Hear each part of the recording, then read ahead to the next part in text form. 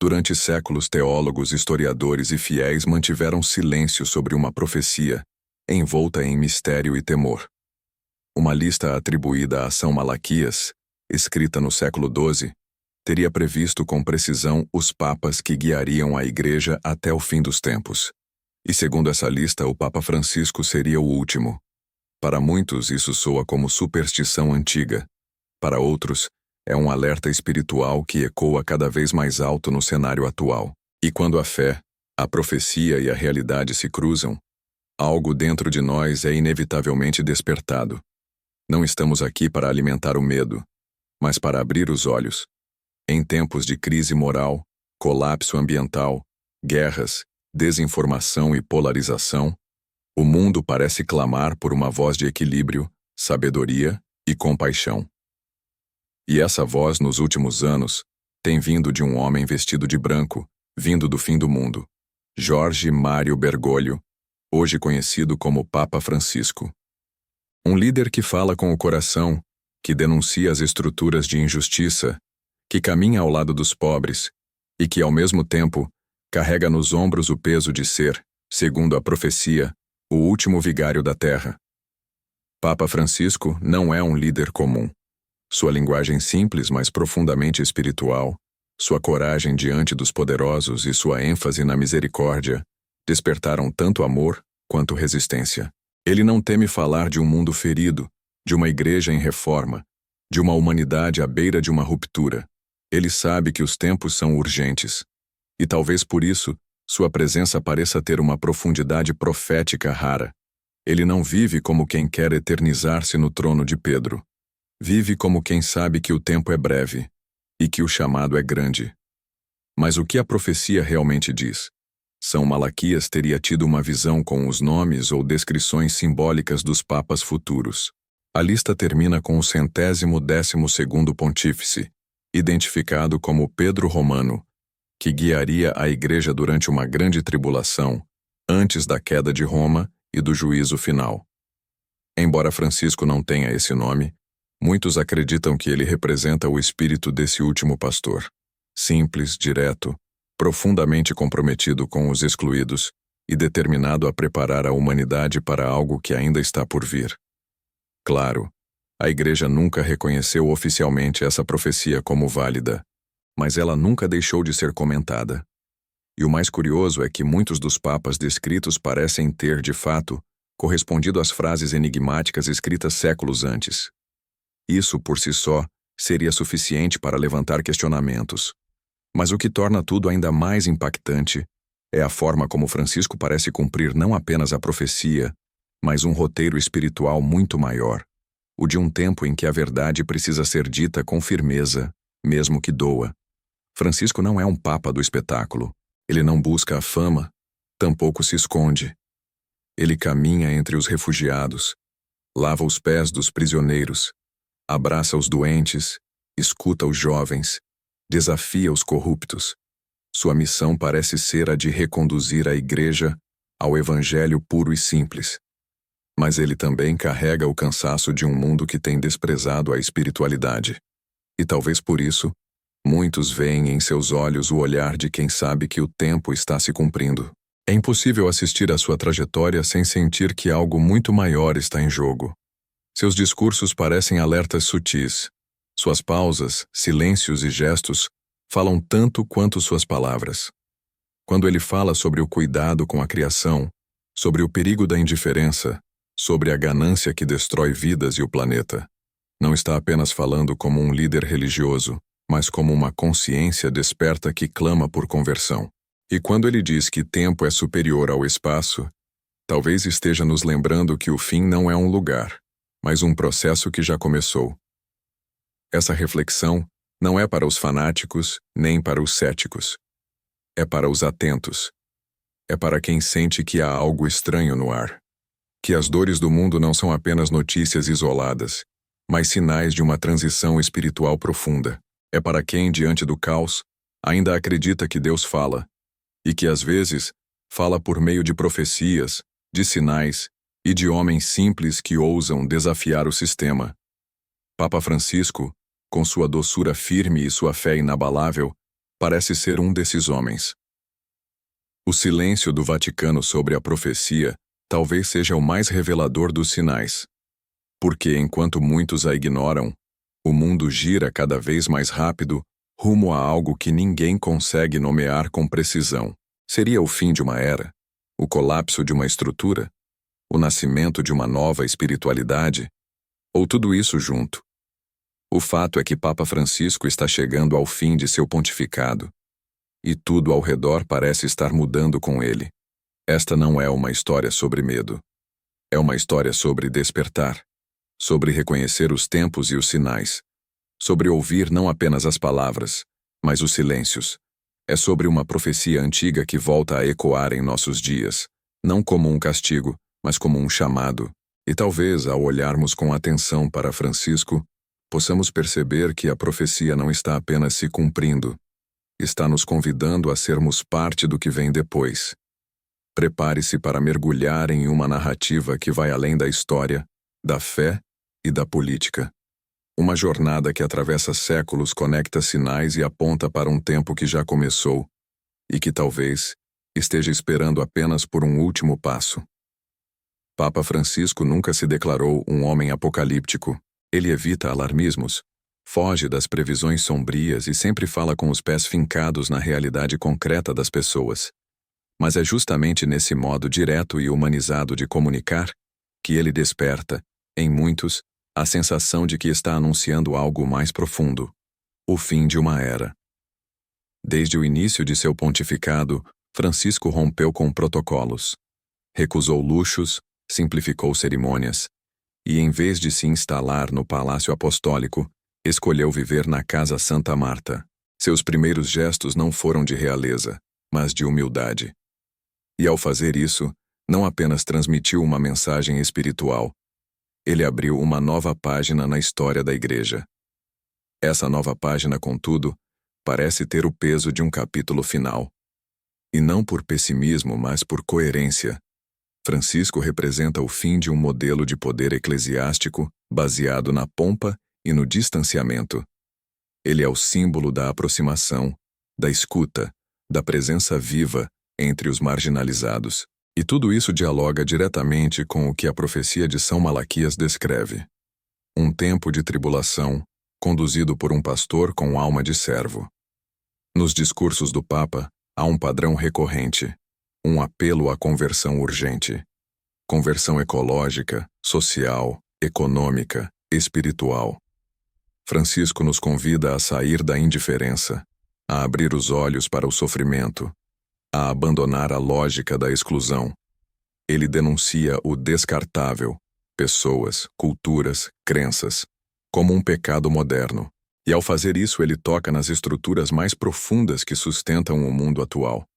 Quando fala do meio ambiente, por exemplo, Francisco não usa uma linguagem técnica. Ele fala da terra como nossa casa comum. Fala com o coração, como quem contempla um dom sagrado sendo destruído pela ganância. Sua encíclica Laudato Si é mais do que um documento papal, é um grito. Um grito profético que parece ecoar os últimos avisos antes do colapso. E não para por aí. Sua luta pela paz em um mundo em guerra, seu posicionamento firme contra a xenofobia, seu clamor pelos pobres e refugiados, sua crítica ao capitalismo selvagem, tudo isso revela um Papa que não se limita ao altar. Ele caminha entre as ruínas, escuta o clamor das vítimas e devolve dignidade àqueles que foram esquecidos. Se olharmos com atenção, perceberemos que Francisco não está apenas anunciando o Evangelho. Ele está, de certa forma, preparando corações para tempos difíceis. Ele não fala de fim com palavras, mas com posturas. E cada uma delas revela uma urgência silenciosa, uma consciência de que algo maior está para acontecer.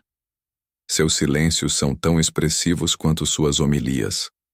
O modo como hesita ao falar de certas questões, a maneira como olha para os jovens com esperança e ao mesmo tempo com preocupação, o cansaço em seu rosto, tudo indica que ele carrega uma missão que vai além do que muitos conseguem perceber.